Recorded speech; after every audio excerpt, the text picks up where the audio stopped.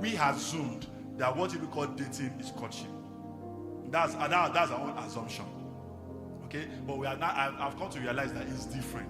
Dating could mean that you have not committed. So like maybe you want to, you are not, because your own courtship means that you guys are committed to say you want to marry each other. Dating, there's still room for Miyoshemo.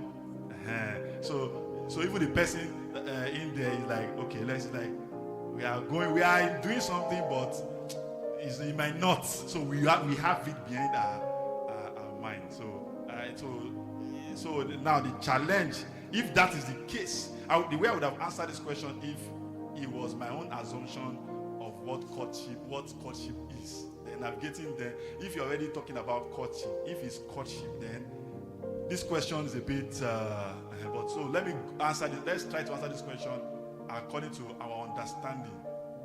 Wait, is that understanding of dating, is it correct? Let me assume first before I go and give the wrong answer.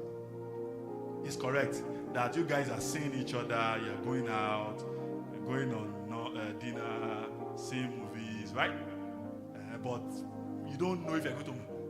No concrete agreement yet, but there is hope that if all things being equal, which most times are not equal, we might now progress, right? Is that correct? Help me now, Deborah. Is that what dating is? Oh, that's why I like Deborah. That's what I'm looking for, that people are not answering. Thank you. That's why I like Deborah. She will say it. So that means even in the dating, it means that both of us know that we like each other.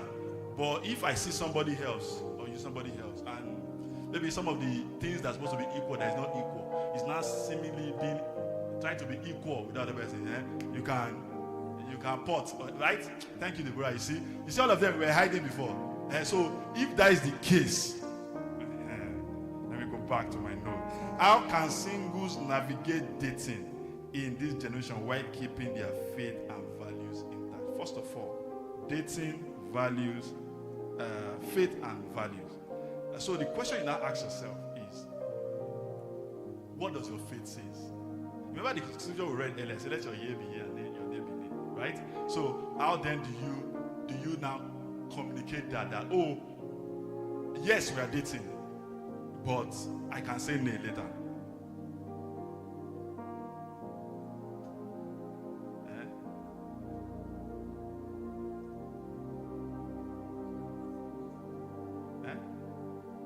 So we're just passing time. So, and then what's the implication of that on your faith? Permit me, I'm trying to understand. So that's what the challenge is for me. So it's because I understand there's been a bit of a shift in the way the church, when I mean the church, not church as a structure, the people in the church now, and then this generation sees relationship. So that puts us in a challenge. So first of all, I'll just try to answer it and assume that I understand with you that your definition of dating is somewhat flawed, but okay. Please, I'm putting caveat there. I said it's somewhat flawed, but it's okay, right? Case of that, okay. Because what we see that is friendship. Where we come from, we are just friends. Because there's no communication, there's no communication to say we want to be more. So what from my own where would I would have seen it before I started engaging with this generation is that I will see it as we are just friends. So in that case, there's nothing. I won't have a problem with what's it called? This faith, and because I can go and see a movie with my friend. If my friend wants to see another person, I shouldn't have a problem with it, right? But you are going to have a problem with it because you feel like, oh, this person is leading me on or leading me off. So that's where the challenge is. So for me, I'll just try to answer this as much as possible. Set boundaries. And one of the ways I set boundaries is that I understand what, like I was sharing with someone yesterday who was asking me a question in the house, and I said, a mentor of mine then came to, I said, I think it's time for me to have a boyfriend or something. And I said, okay. what are you going to be doing in that relationship that you want to have now, make official, that you cannot do now with your friends? And she paused. She said, will be somebody I can be talking to. I said, okay, so that means you don't talk to your friends. They said, no. I said, okay, somebody I can confide in. That means I said, so you don't confide in your friend. Somebody I can go out with, see a movie. I said, so you cannot go out and see movies with your friends. So after we did that back and forth, I said, okay. Because eventually, like 2 years after, she eventually started a relationship. But at least for that moment, she saw the message I was trying to pass across. Now, are you sure it's not something else? And that's where the compromise we're talking about comes. That's something else beyond that. You want somebody you can kiss. Because you're not likely to do that with your friends, right? That's some of the truth. And you see, Victor is smiling because he knows that's what I'm saying. That's actually where the challenge is. And that's where the compromise will start. It's like a back door for the compromise that starts setting in.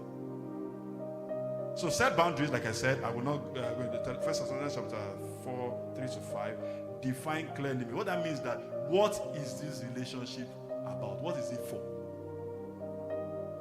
Because the reason why you'll be heartbroken is because somebody in that relationship assumed that this is courtship. The other person thought this is your definition of dating. Or the other person thought this is just friendship, we are just friends. Another person feels that, but you are calling me, you are doing MTN cool, that I don't do it now, all those things. So I had assumed that we were enlightened. It broke my heart, you are not a Christian. Before you know it, the news spreads around that, brother said, where that brother, it's a lie. And meanwhile, the intention of brother said was just, we are just friends. I don't know if you get it. So that's why I said, let it bound. Let's have that conversation. What is this? I know if you don't like it. All this, what are we? No, that's what I said. What is this? What is this thing we are doing? Is it friendship? Is it dating? Is it whatever you call it? We prefer courtship if it's courtship. And let's know where we are. Let me run on now. Then also, for you not to compromise, then ensure that you have like-minded people. Ensure we are in a relationship, in a dating, or whatever you could call it, with like-minded people. Because if you are not with like-minded people, there is no way. Somebody, you cannot be playing, you cannot put a footballer and a volleyballer to play a match together. It's a challenge. One's game is about using their hands. The other one's game says never use your hands. So how is it going to work? You see where the problem is? They are playing with the same shape of ball, but the other one sees that ball as football. The other one sees as handball. So there is no way you're not going to cross, not just boundaries. Because every time you use your leg, the person feels like you're cheating. Every time you use your hand, the person definitely feels you're cheating. So like-mindedness is very important wherever you are. When the scripture says, be not unequally yoked with unbelievers. People think it's just about people is a Christian, not a Christian. That is very important. But even in values, and of course that definition of yoke is when you put two cows, ox, is one can be bigger. That's why they are both cows. They're even both Christian, quote unquote, church goers. That they are still unequally yoked.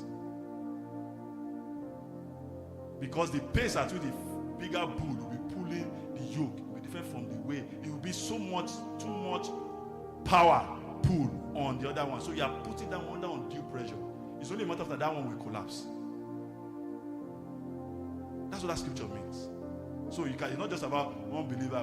So even both of you that call yourself Christian, we have to even check that the yoke within both of you. Because we now have in Christianity some so-called denomination that now say living together is good, as long as they are dating each other. And if you are coming from the background that believe that is wrong, which is wrong, you already have a problem. So that means that relationship, you will compromise your faith and values. That's what that question, I'm answering that question now. There is no way you not compromise it. It's only a matter of time. So when you say, we're just nice to me, you can be, that's why I say, I prefer you say you are friends. Once you have crossed the line and say you are dating. And remember also that the conversation around that is the other person, that's why I said the first one, define what you are doing. You think you are just friends, the other person think you are dating. You know you have a problem, a big one. Because what will happen is that even when you that thinks you are just friends and you have given the person the impression that you are dating, when you now stop reciprocating, the person sees you as a bad person. You're a heartbreaker. Leads me on. She was leading me on. He was leading me on. But meanwhile, the person never even knew that they were in a relationship. But the person already said that. So he has to be clear. Don't assume. Like I gave at the beginning, assumption is the biggest problem. Don't do that. Let me rush. My time is almost up. And of course, seek accountability. Because sometimes what usually happens is that you have your values right. But because of the personality of that person, only a matter of time. This is not too much. Let me just, so that it won't look as if my own too is too much. Let me just, before you know it. Remember the scripture I read at the beginning? I said Lot and Abraham left Lot, and Lot with him. They got to Lot. They had issues. What's it called? Lot separated himself from Abraham and went east, near Sodom. Only a matter of time. How did near Sodom did Lot find himself in the middle of Sodom and Gomorrah? Well, it's a matter of time. Near Sodom become the center. It was even in the center of Sodom and Gomorrah. But that was not his intention at the beginning.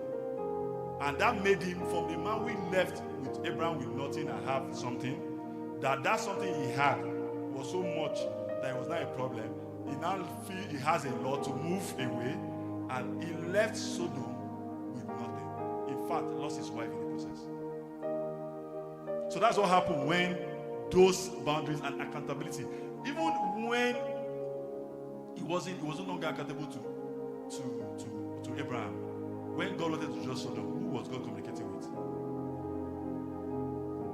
So accountability is because when you're already moving near Sodom, you might not know. You think it's not that you see far. It's one day you want to buy Indomie. You realize that they're not selling where you are, but they're selling in Sodom. You go and buy them. It becomes your market. For your market, tell yourself, why am I even stressing myself going to Sodom every day? Why not just rent a house in Sodom so that I won't need to be trekking? Like, I'm speaking in Paris, I hope people are getting it. Before you know it, you are now fully a tenant in Sodom. But very soon become a landlady or landlord in Sodom. Accountability. But that's where you are going to say, no, okay. Remember when he was first captured, who came to rescue him? The same accountability person. Abraham. So I didn't know I was only able to take only 2 questions. But I already summed 2, 3, and 5 together. So the only one I'll just take, permit me, is why do people with good intentions sometimes struggle to maintain strong relationship? I'll just take that. I'll just run through my name because of time. First of all, I said this earlier. I said people judge themselves by their intentions. Remember, see this question. The good intention that you think and you know you have is only you that know.